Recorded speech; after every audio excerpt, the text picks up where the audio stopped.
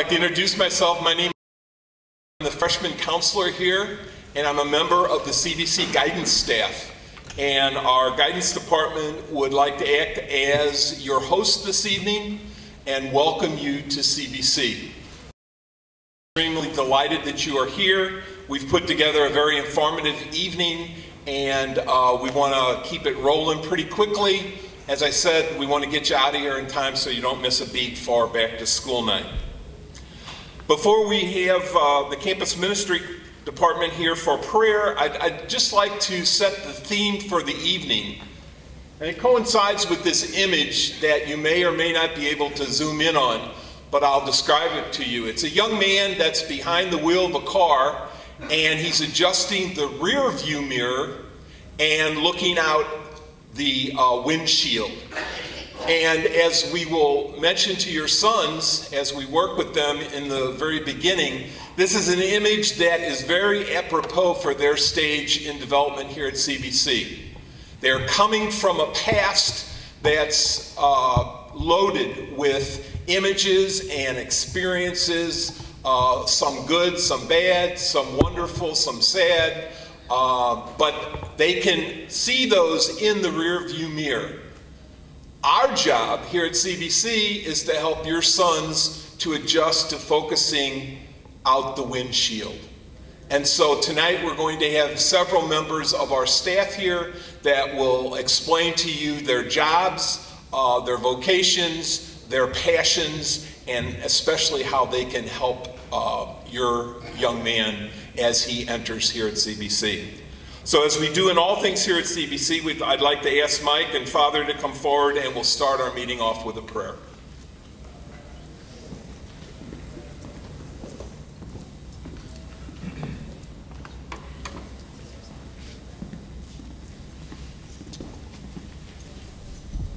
Good evening, everybody, and welcome. It's so good to see you here this evening. Let us remember that we are in the holy presence of God. Good and gracious God, we come before you with hearts filled with gratitude at the new life and new beginning that you have given to us. We at CBC are most grateful for the tremendous gifts that you've given us with each member of the class of 2019. We thank you for all that their parents have done. We thank you for the trust that the parents have shown in us.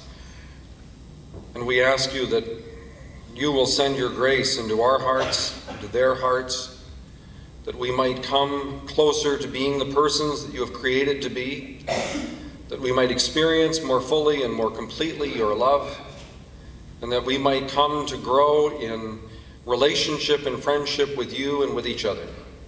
And we ask this in Jesus' name. Amen. St. John Baptist de La Salle, live Jesus in our hearts. In the name of the Father, and of the Son, and of the Holy Spirit. Amen.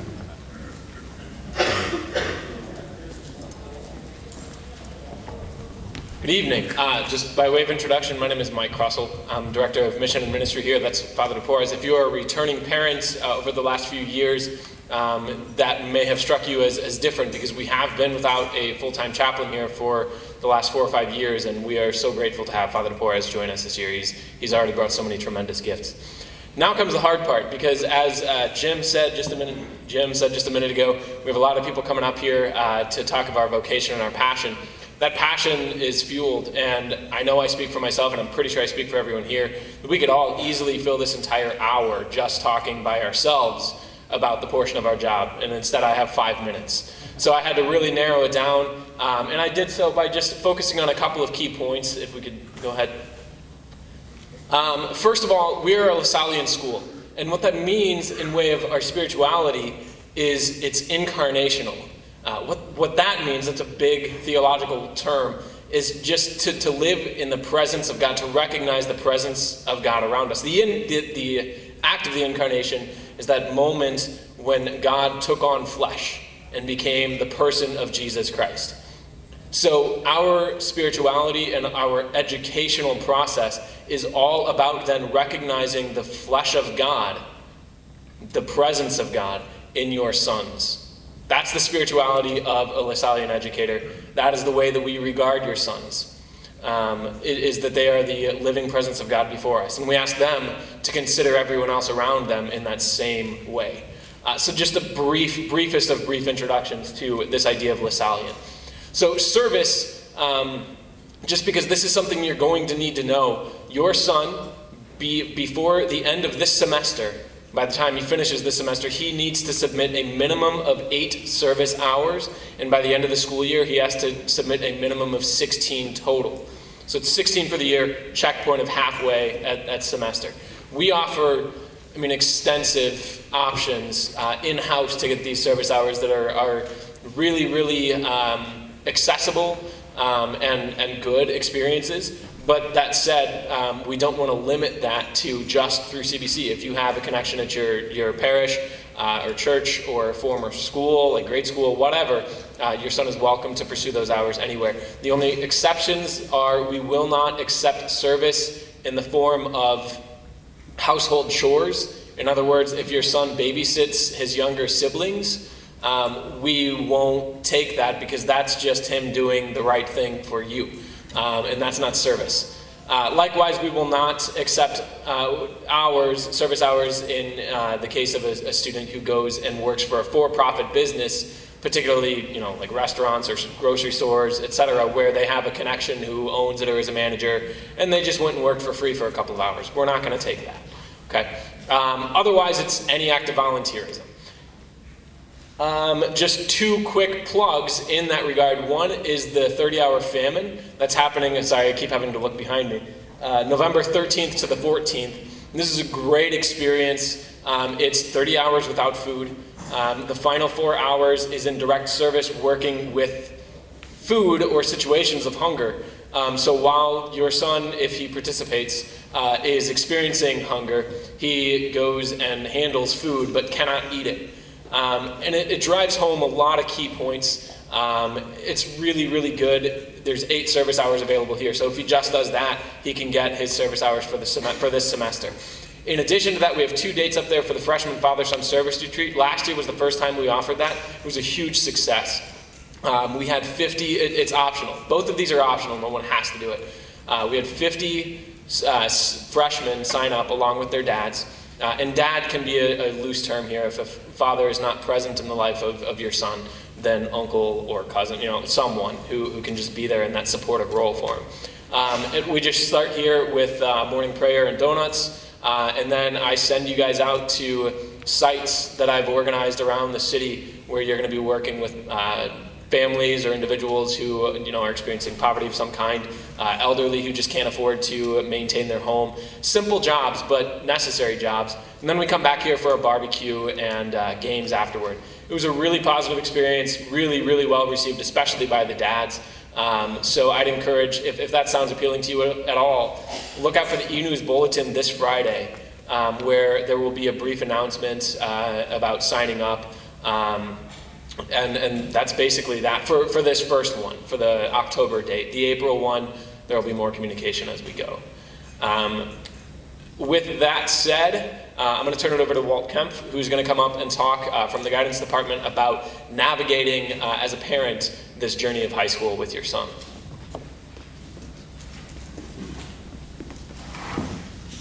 Thanks, Mike. Thank you again for being here. We're very honored that you're here. So a good friend of mine is a psychologist, and he was raising a teenage daughter, and we were in conversation one night, and he asked a rhetorical question that just was stunning. And here's the question he asked. How do you hold someone who doesn't want to be held? He was talking about his teenage daughter, and I was like, whoa, because I give a lot of parent talks, and that was a profound question to be asked. What I want to do is put a skeleton around the tensions of adolescence and kind of normalize it and maybe leave you with something to hold on to, because the territory is different. Mr. Miller had the slide about looking back and looking forward. There's always that tension. So teenagers experience an inward call. I'll call it a mandate to grow up. That's going to happen. It might have already started happening for your kids, or it might be yet to come. But they will experience at some level, it's time for me to grow up, okay? And so what happens is they move away from the symbols of their childhood. So they put away the Kinects, they put away the Game Boy. They, you know, it's no longer cool to watch SpongeBob, or I'm probably dating myself there, but you get the idea. And the primary movement as they turn away from childhood is going to be towards their social group. That's where the electricity is. That's where the excitement is. It's with my buddies. And that's where they'll likely want to hang out, unless they're a high introvert. Now, I showed you all those symbols that they turn away from, but I neglected to show you one more, and that is this. This is tough, folks. I'm going to just name it as tough. In addition to turning away from all those other symbols of their childhood, it's not uncommon for a teenager to turn away from you. And it's hard. I just sent my youngest, my daughter, to college.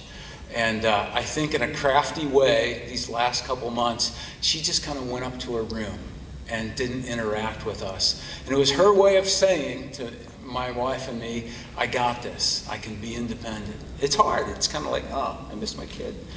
So what happens out of this is that parents, you might feel during this 4-year journey like you don't matter anymore, or you're not needed. And that's painful.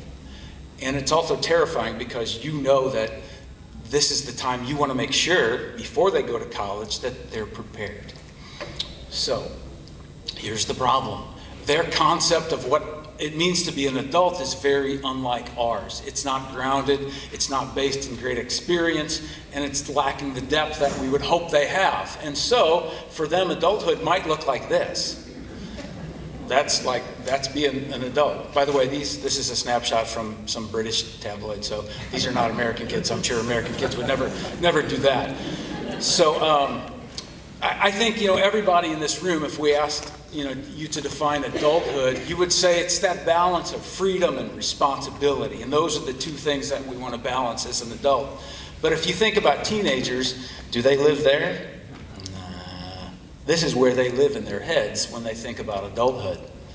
They want all the freedom, but they're not quite ready for it. So everybody has their muse. I turned to Albert and thought, I wonder if Albert has written anything about parenting, but he hasn't. So, yeah, sorry. But he did write this, E equals MC squared. So I'm going to hang some ideas off of Albert Einstein's E equals MC squared and hope that it helps you as your parent. Number one, we need to expect good things out of our teenagers. I sometimes hear parents saying to each other, oh my God, he's a teenager now. He's going to be hell. And I really think that does a disservice to all of us. When we expect that our kids are going to be hellions, they'll live up to that. So we need to expect good things from them. And expect is a loaded word. So yes, you can expect exuberance and boisterousness and loudness and shenanigans. That just comes with the turf. But I think it's also fair for us to expect good behavior.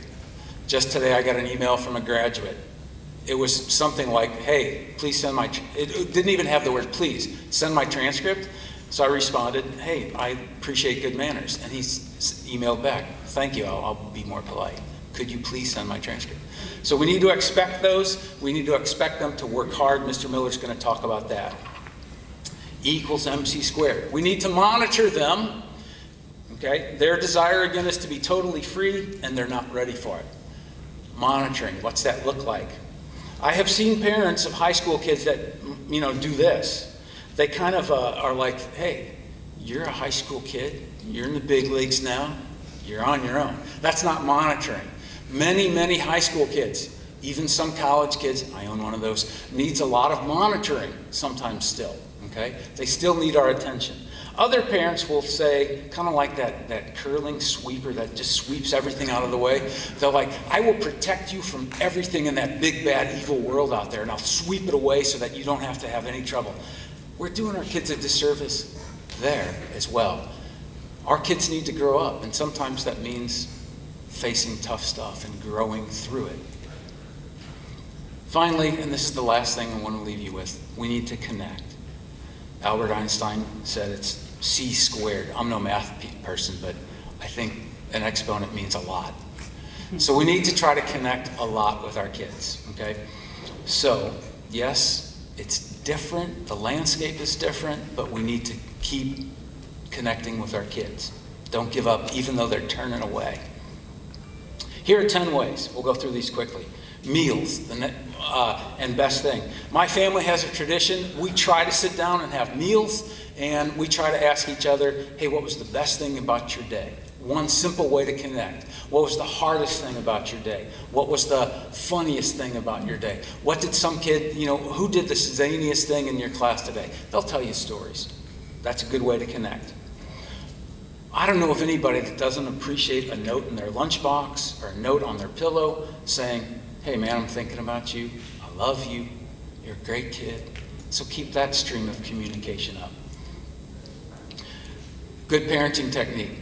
On a Friday night, maybe your kiddo hasn't gotten into the groove of hanging with pals yet. Make the offer. Hey, if you want to call 2 friends, I'll take you to the movies. I'll sit 10 rows behind you. You won't even know I'm there. But that way, you're still in a position to connect. You're in the car with your boy and maybe 2 other kids, and you get to talk to him after you drop the other kids off and say, hey, tell me more about that kid. What's he like? It's a great way to connect. I'm going to go straight to moms. Moms, no offense, but don't do this in public, okay? It's awkward and embarrassing for many, many, many reasons, okay? So as you're dropping them off, don't insist on a hug. It's just awkward. So do that at home, okay? They still need touch. Dads too. Hugs are great for kids. They're great for all of us, but just remember, he's developing as a boy, and it's just awkward, so do it at home. Dads, don't forget. This kind of stuff, this kind of connection is still powerful. Have a catch, throw football, go to a game with them. That's still powerful. Sons need that kind of connections with their dad. It's side to side versus head on, and that's more comfortable for him. All of us, we need to watch our words. Words can be powerful, they can sting. I would rather a parent say to their child, I am furious with you, than to have a parent say, you're nothing, you're not going to be anybody. There's a big, big difference in the way we communicate. A kid can go, okay, you're really mad, versus I'm nothing. That's a big difference, okay? So watch our words, apologize. Those things are connected. Sometimes I think as parents, we think if I apologize to my kid, it's going to weaken my stance as a parent. It's not. Be available to listen. The great Jim Miller, wherever Jim is right here, shared this wisdom with me as I was, my kids were becoming teenagers. He said, well, sometimes it's going to be 2 in the morning, 3 in the morning when they come home and they've been dumped. That's the time that you want to be there to listen to them. You might be tired, drag yourself out of bed, because that's when they're ready to talk. They're on a different time schedule. We got to honor that. Minimize advice giving. They want to be independent. Listen first before you run to advice. They'll push it right back. And finally, just continue to show up for them. They know it when you're in the stands. They know it when you're coming to the play. They know it, believe me, they know that you're here, and they appreciate it. I'm going to now introduce Jim Miller, who's going to talk to you about academics.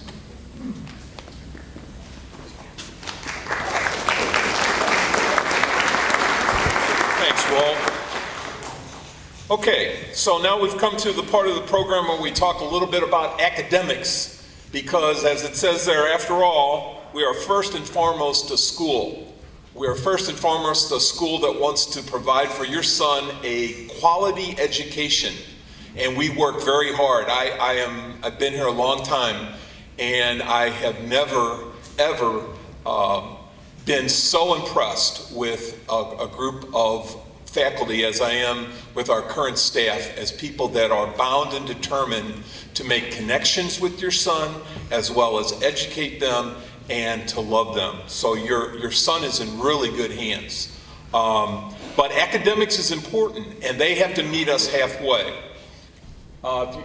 If you look at this slide, I took a little thing off of Nike. I teach a class in the summer for incoming freshmen on study skills and getting acquainted with high school and how CBC does things. And I told the students there that if I was only allowed to teach them 1 point it lasted a whole month, but I was only allowed to give them 1 point, this is the point that I would give to them, because this is what the minimum expectation of all CBC students are. That we do our homework, every bit of it. If a teacher gives 12 assignments, I don't just do 9 of them or 2 of them. I do all of them, okay? Teachers expect that every single assignment will be done, and secondly, it will be turned in on time.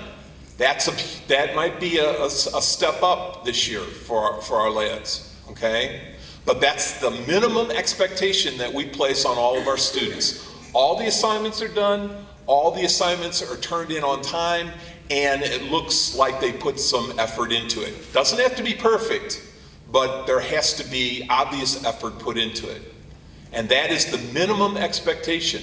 And as I told them, that's not going to get you on the honor roll. That's not going to get you a valedictorian. That's not going to get you a scholarship to college. This is our starting point, okay? So we really try to get that across, especially to our freshman students. We'd like to get you involved in this process. As parents, as Walt said, monitoring is extremely important, but that's a tricky wicket to negotiate, okay? You can't be that brooming couple, and you can't be that, hey, good luck.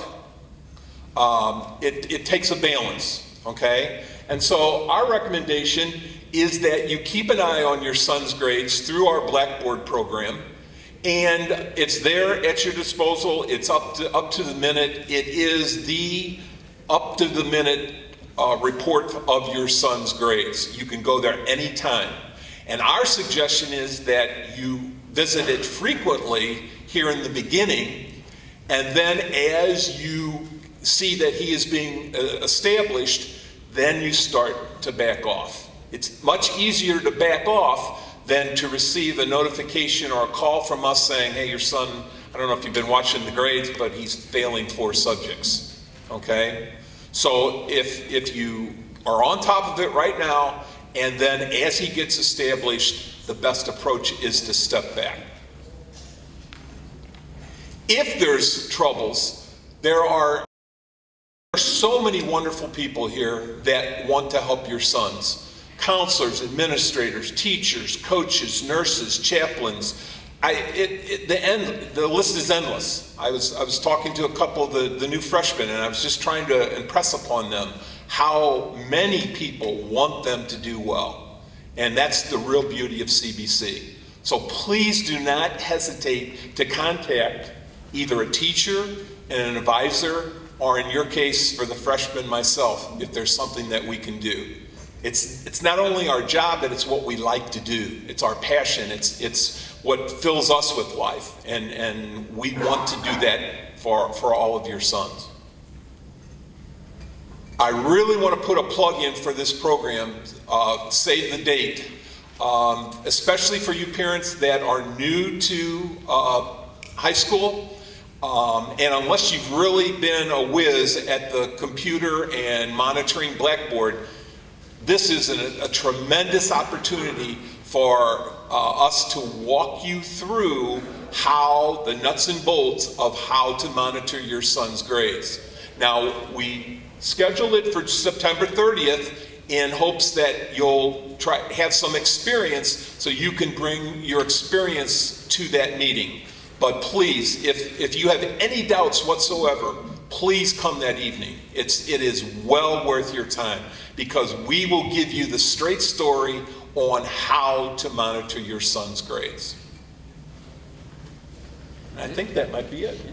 So my job now is to introduce somebody that you all know that really doesn't need an introduction, the Energy Center of CBC, Mr. Jim Brockman.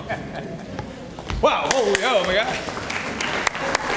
Hey. And just as a quick plug, as Jimmy pointed out, if you've never used an online learning management platform, or if your son has never used an online learning management platform, This is a great way to get him prepared for college. It's something that all colleges are using. Right now, Blackboard is used in about 80% of the colleges and universities across the United States. So there's a really good chance that your son's going to see that or a different learning management platform. But as Jimmy pointed out too, they're going to tell you stories, all right? They're going to tell you stories about, you know, hey, I didn't get this done because X, Y, and Z. And so we'd love to walk you through all those potential stories. But that's not why I'm here to talk. I'm here to talk a little bit about this picture. And we love to use pictures. We love to use images because we think it's the most powerful way to get a message across. We're so image driven now.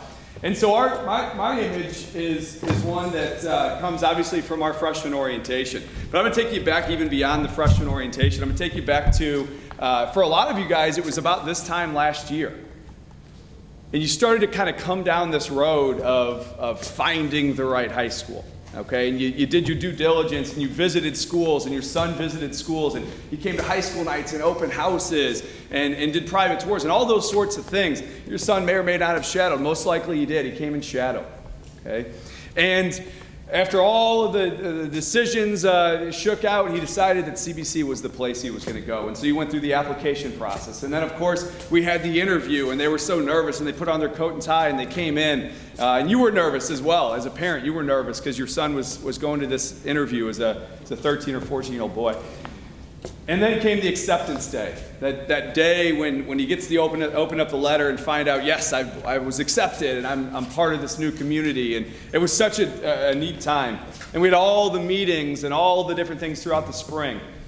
And then we went through the summer, and your son may or may have not participated in things over the summer. But before you knew it, we were talking about freshman orientation.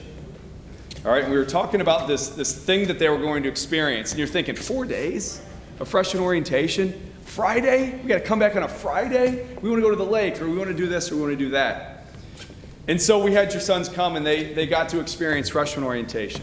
And I think by and large you would agree that freshman orientation was a pretty cool experience for our boys. And we do that intentionally. We do that specifically because we want them to be ready to go on day one. And so now here we are. We're 10 days or 9 days into our school year. And the dust of all of that starts to settle a little bit, all right? And we start getting into the down and the dirty of a school day. We start to get into the use of Blackboard and the homework, and for some of our guys, the practices, be it athletic practices or the play practices or band or waking up for jazz band, all right? And so that grind is starting to go, all right? It's starting to go. They're starting to realize the demands and the rigor of a high school experience, all right? They're starting to realize the demands and the rigor of all the homework, all the co-curriculars they can be involved in, all of the friendships, and all of those sorts of things.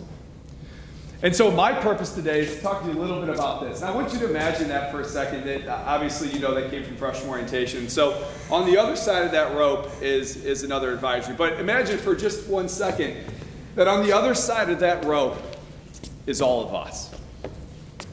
As parents and guardians, as faculty and staff, as administrators, as counselors, as advisors, teachers, all those sorts of things, we are on the other side.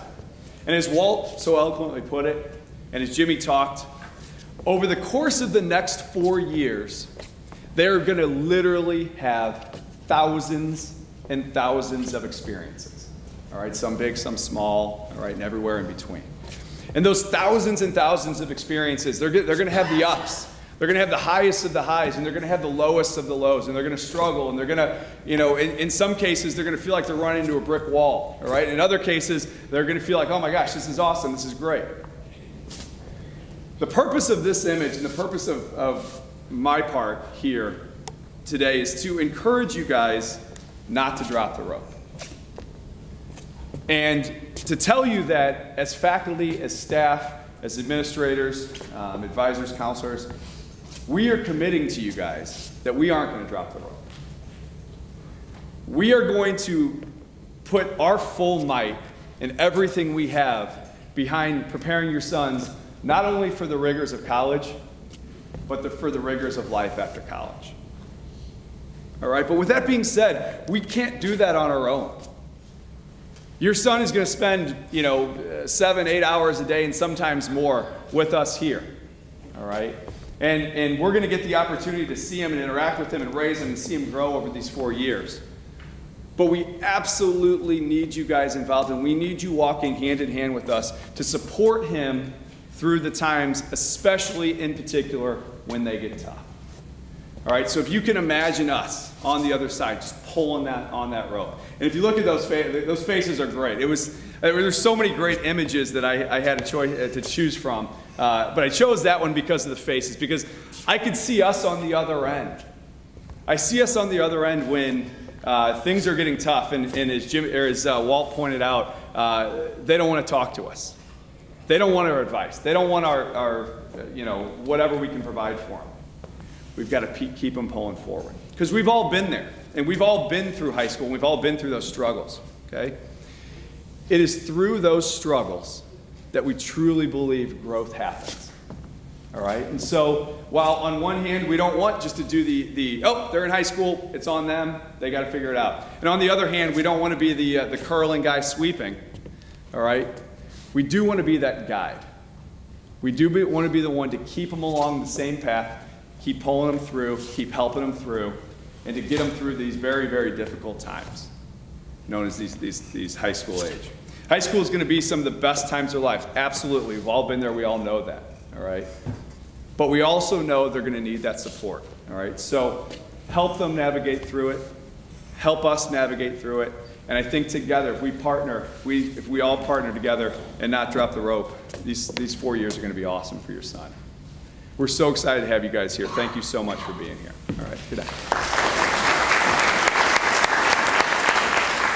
And now it's my pleasure to introduce to you guys Tracy Gilliland. Tracy's our learning specialist here. She works with students who have learning needs, but she's also plays a big part in everything that we do here on the academic side. So she's going to talk to you a little bit about her program and the support we offer our students. Hi, everyone. I'm here to talk about the academic support services that we offer for all of our students, both general and very specific and tailored for each individual student. And we want to make sure that as we are navigating the waters of high school, that we inform you of what the help is offered, because we know oftentimes with these young men that we're working with, they're not always going to be the ones to reach out and seek that support as early as we would hope that they would if they have questions or concerns. And so by you being that monitoring force and watching out for their best interest, that we want you to know what's offered so that you can encourage them to seek this help out, and then also maybe check behind them to see if they actually followed through and did those things that you suggested. So one of the things that we have offered, which most schools do, you have your individual teachers that your students can go to. And it's really helpful in our school that we have a time period set aside 2 days a week during their advisory time called office hours. And after about the first 15 or 20 minutes of their advisory time, they can, if they have a pass from the teacher that they want to see, leave their advisory room and go visit any classroom teacher that they have to get some assistance or clarification on work that they're doing and they have some confusion around. So again, that's Wednesdays and Fridays during advisory time. They can request office hours passes from their teachers to go visit those teachers. Also, teachers are available sometimes before school and after school, and they can set up times to meet with teachers either during the day. They can send an email to the teachers and just see if they can arrange a time if office hours isn't going to meet their needs. We also have the Learning Resource Center. That's a room that's open and available to every student in our school. It's not set aside for a particular group of students. And it opens at 7:15 in the morning on most days and closes at 4 o'clock. Tomorrow's an exception since we have a late start. We won't open until 8:45. But on regular school days, those are our hours. Like I said, any student's welcome to drop in before or after school. It's staffed by 2 faculty members all day, also throughout the day. And kids can just come and ask questions. It's also just a quiet space for students to come and do homework. So it's a great place for kids in our school. Then the specific academic resources that we offer would be specific for each individual student. National Honor Society students offer free tutoring here at school. The student who would like to have a National Honor Society person work with them, a peer tutor, and those tutors right now would be the senior National Honor Society members.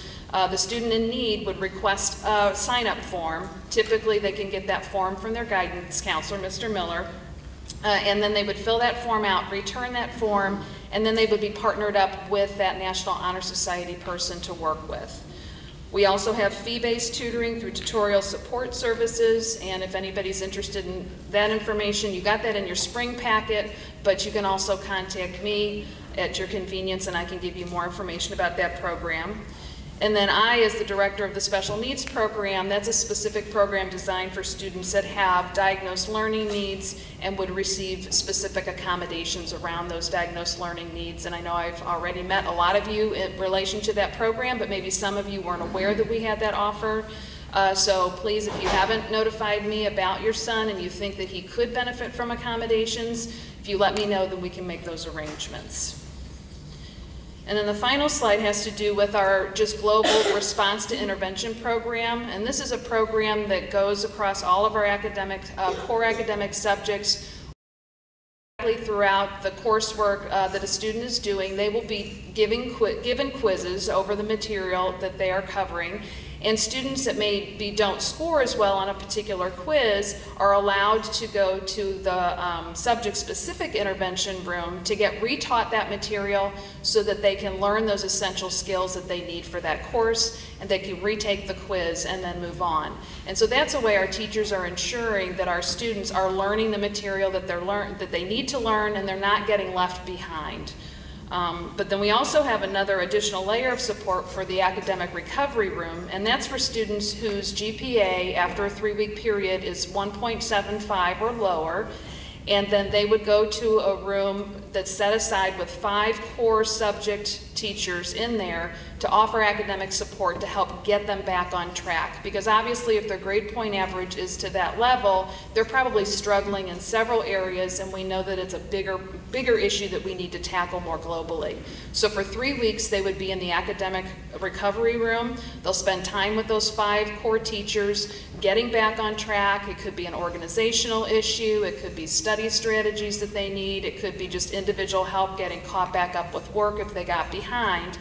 And then after the 3-week period is over, their grade is checked again, and if they've successfully reached a certain level, then they can exit the program and hopefully stay on track for the rest of the semester. Some students have to repeat and be in there another 3-week stint if they're still struggling and need some other support. And you as parents will also be informed when your son is recommended to be in that academic recovery program, so that you know that you can offer some extra support at home as well, so that you can help us do what we need to do here. Okay? If you ever have any questions about any of the things that I covered here, you can certainly contact me at any time, and my name is listed on that resource sheet. So please reach out, and I'm available to work with any student here at CBC if it would help with homework planning, study strategies, organizational skills. That's what my job is here, and I really enjoy doing that for these boys at CBC. And now I'm going to introduce Dean Meyer, Jeff Meyer, our Dean of Students.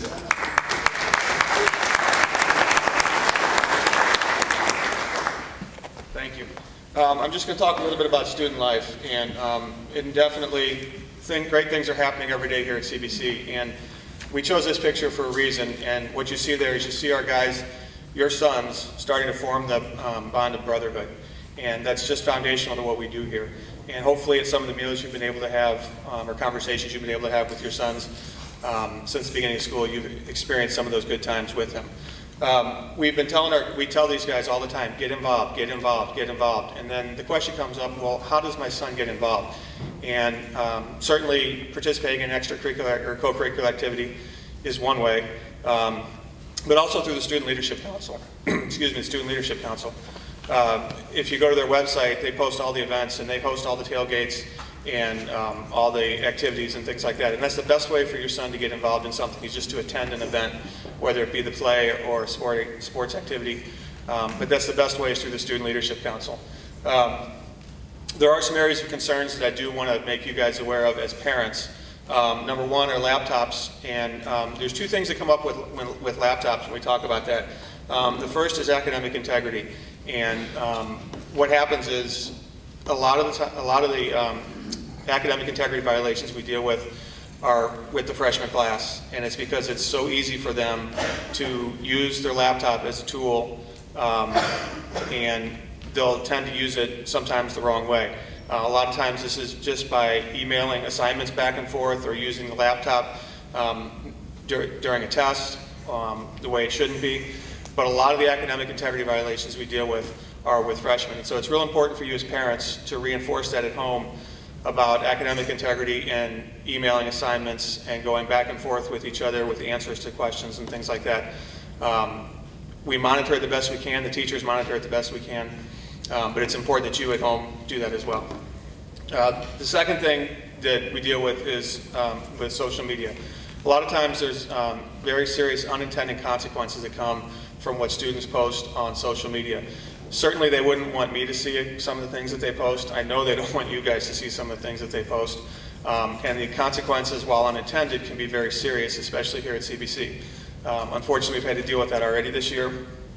But when students post things that are inappropriate or that hurt the image or reputation of CBC, then that's something we deal with as a school. So one of the things I do with my sons, I have two sons here as well, is I don't necessarily monitor their Twitter or their Facebook or their Instagram. I'm not their friend on those things. I have their passwords so I can get into their accounts anytime I want. Their laptops are used in a public area of the house. They're not used in their bedrooms. That's just how we choose to do things at our house. You got to be careful with them with their phones.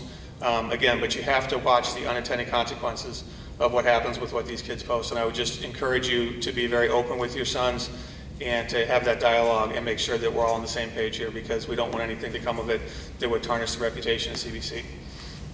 The last thing I want to talk a little bit about is this is what we strive for, is to be what we call a bully-free zone. Now, I'm not so naive to think that this stuff doesn't happen, but we try to limit it here and we respond immediately when something does happen.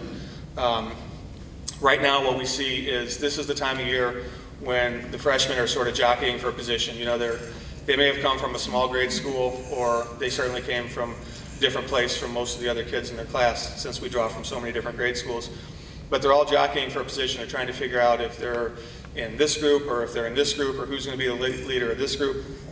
And so this leads to a lot of insecurity, and it can lead to a lot of what they consider kidding around, but it's not always received as kidding around. We know this because at senior retreats, we've had students actually apologize to each other for things that they did earlier in their career, and they've identified it as they mature.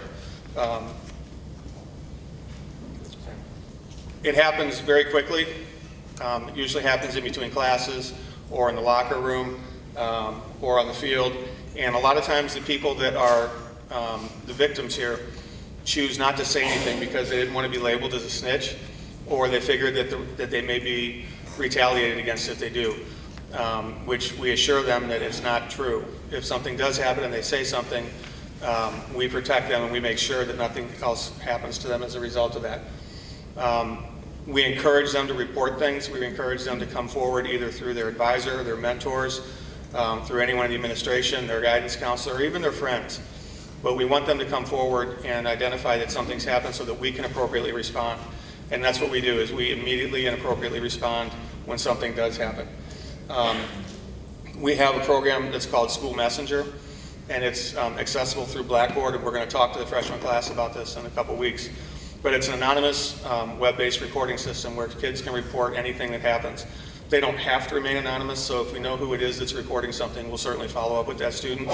But if they see something, again, this is their chance in that observer role to do something about it, and they can remain anonymous, and that's something that we would respond to immediately. So those are just a few of our concerns, and hopefully we would present those to you, and that you guys would partner with us in that regard. That's all I have right now. I do want to introduce to you our Director of Athletics, Dr. Rocky Streb.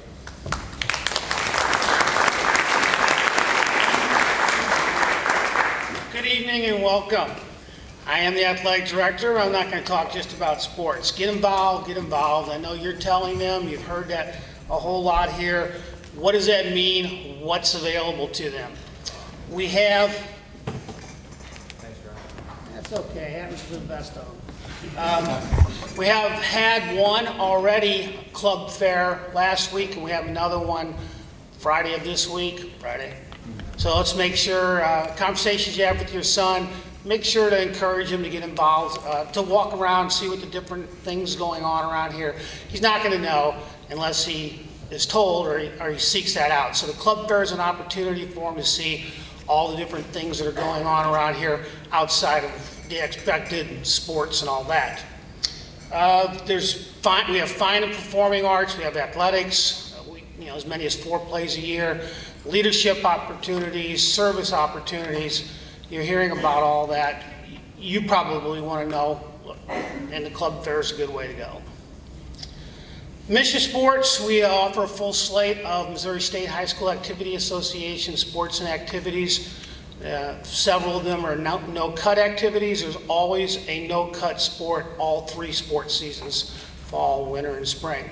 But on top of that, we have a number of school-supported club sports and activities that are very popular and been very successful. So those are some of the things that your son could do athletically or in the fine arts area that you just saw. But we have to have an academic focus. This is a college preparatory school. This isn't because of all the success that we've had and historically in athletics, this isn't a jock school. This isn't an athlete school. And I'm going to talk a little bit about why that would be a disservice to you and your son if that wasn't the case.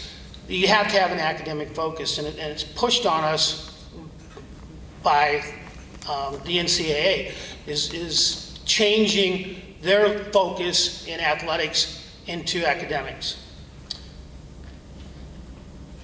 You see, there's not a whole lot of opportunities for participation in athletics after high school that maybe we think. It's a funneling process.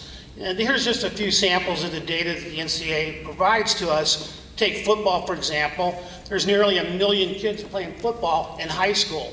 Colleges, 56,000. So if you're a football player in high school and you want to play NCAA football, you got to be in the top 5.8%. That's just one example. Also would like to point out, of all those students that do get to participate in athletics at the college level, only 36% receive financial assistance for doing that. So the idea of getting a college scholarship, while it's noble and should be, kids should try to get that, should be trying to achieve that, of course. Academic scholarships are much more prevalent than our athletic scholarships. We encourage our kids to focus on academics before athletics. That's what comes. So the NCAA has started recently, and your son's graduating class will be part of this. They have to have a 2.3 minimum high school graduation GPA to participate in athletics at the NCAA level. 2.3 or take a knee is what they say. Now, to be able to be eligible for scholarship or to participate once you're in college, it's on a sliding scale. The ACT test is part of it. The higher your GPA, the lower the required ACT score. So at that 2.3 minimum GPA, you need a much higher ACT score. Now, I talked to your sons Monday about this in detail, pretty much just about this subject, the entire freshman class. And I really tried to hammer home the point, don't make the mistake of digging yourself into a hole your first semester of your freshman year that you have to spend the next 3.5 years working to get out of just so you can play the sport that you love at the next level. Don't let that happen to you. I said it over and over and over again, and I will continue, and I'm sure you'll join me in that encouragement. Don't dig the hole. I think they believe me. I think. So 2.3 or take a knee. Well, we're going to be all so much better than that. You've heard about all the academic support that a kid can get here. There's no reason why they can't achieve beyond that. I would like to direct you to look at this. This is the slide off of our website. You can get to the athletics website either directly through the school website, or you can go cbccadets.org, takes you to the same site. Schedules, results, information like rosters, even the C soccer roster is now up there. And I would point to one of the tabs at the top called Parent Resources. If you click that, you'll see 4, 5, now we have a 5th one, 5 things in red that are very important. For example, the one titled concussion video, I'm required by MSHA to require you to watch that video. Consider yourself notified. There's a nice video on there called MSHA Eligibility. It's a real nice presentation that they did that can help guide you through some of the, MSHA's a heavily regulated organization, making sure that all the participant schools are following. There's a lot of rules, okay? So I told your boys some of the basic rules, told them to ask me if they have any questions. We don't want anybody's eligibility becoming jeopardized because of just an unintended consequence of something that you didn't mean to happen, like playing for an out-of-school sport or something like that. So the information's there. Call me, talk to me in the game, talk to me anytime. I told your sons the same thing. Don't be strangers. Like to talk to you and make sure everything's okay. So that's it on activities and athletics. Point of pride for us is our diversity program, which I can introduce Miss Andrea Mann to talk to you about that. Thank you.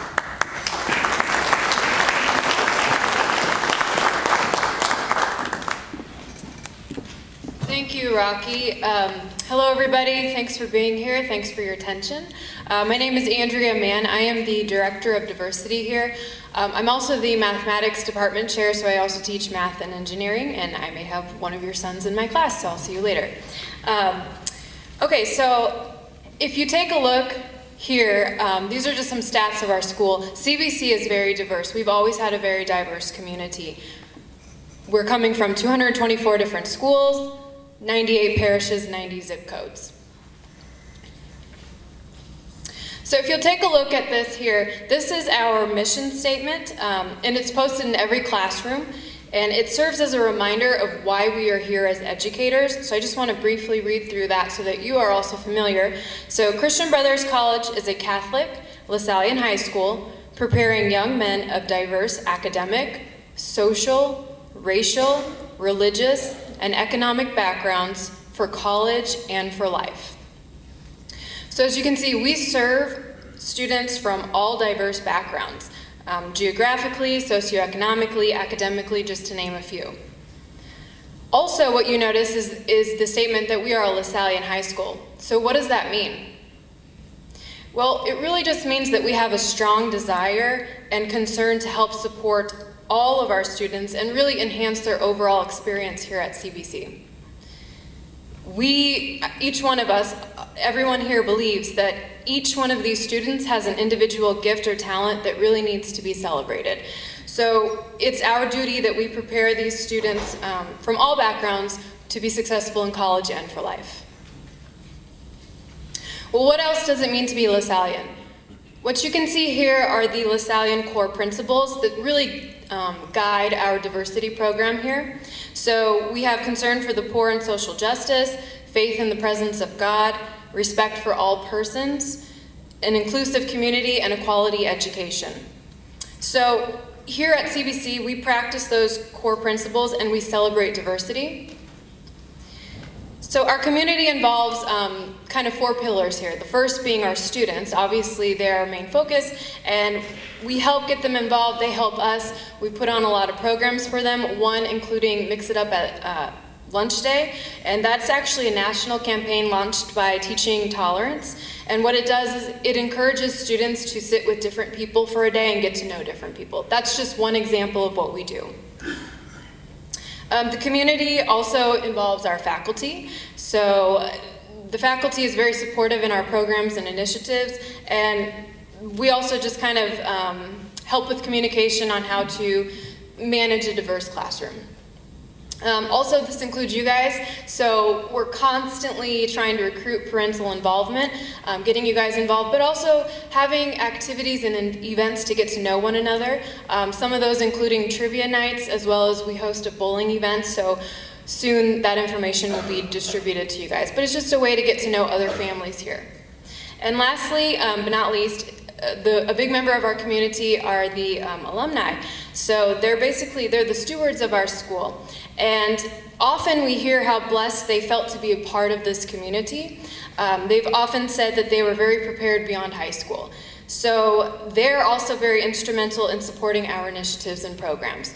So hopefully, as you can see, it just kind of comes full circle.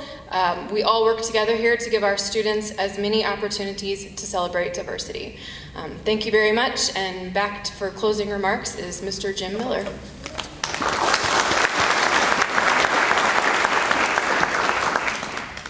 Okay, so to wrap it up, because we want to get you out of here, our goal was 1:45, and we're going to make that. But a couple points before we get you out of here. First, I want to direct your attention to the yellow form that hopefully you picked up when you came in. If not, there's plenty out there with your son's schedules. And specifically to the back, we've put together a list of contact people that we thought any freshman parent might need to contact. And there's a very good list. So use that as a resource. Don't be afraid to contact us here and ask questions and make a connection so that we can further this partnership. This is a very valuable piece of information. Secondly, if you did not pick up your son's schedule so that you can go to the back to school night portion of the program, those are on the tables as you exit the theater. So make sure you get that so you know where you're supposed to go when you go back to school, okay? And lastly, we want to say thanks. And we want to say a special thanks to the Cadet Student Network who, Randy, good job. We thank you for taping this. This will actually be on our CSN network, so you can refer back to it. You can also tell friends of yours that if they couldn't make the evening, that this will be on our archives and be available to them. They can sit down for 50 hours and take a look at what you spent your evening this evening going through. So we're real excited about getting that on CSN. So again, thank you for that. Thank you for coming. Enjoy back to school night at CBC.